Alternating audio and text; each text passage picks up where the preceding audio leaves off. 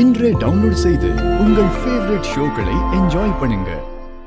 வைஷ்ணவி அக்கா, நம்ம ஆர்டர் மட்டும் இல்ல, உன்னோட உயிரை காப்பாத்த அவங்க தான் உசிரியே கொடுத்திருக்காங்க.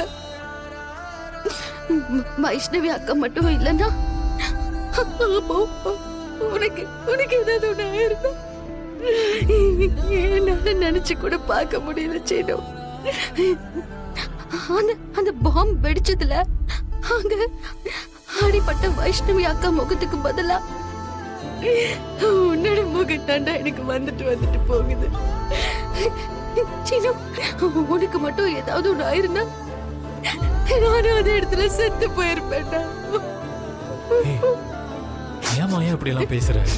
இன்னும் கூட எனக்கு அந்த பதட்டம் போகல சீனு. பாரு, என் உடம்பெல்லாம் இன்னும் கூட நடுங்குது.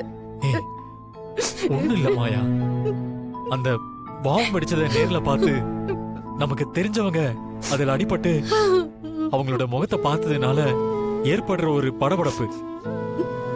இங்க பாரு, அதுல இருந்து வெளியில வராம உனக்குள்ள இருக்கிற பயம் போகவே போகாது மாயா. ஆமா சீனு, நீ சொல்றது சரிதான். பாம்பு வெடிச்சதும் வைஷ்ணவி அக்கா இறந்து போனதும் தான் திரும்ப திரும்ப என் தலைக்குள்ள ஓடிக்கிட்டே இருக்கு.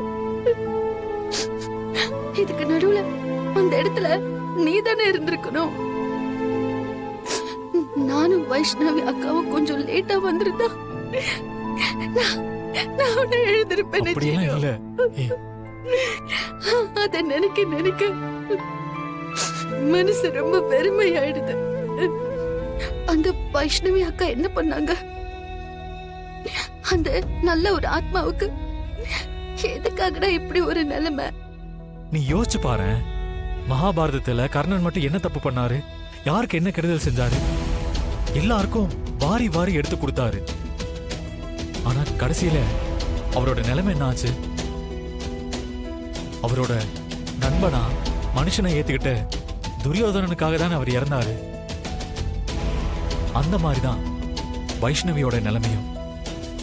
அந்த அருந்ததிக்காக உயிரை விட்டுருக்காங்க. சரியா சொன்ன சீனு.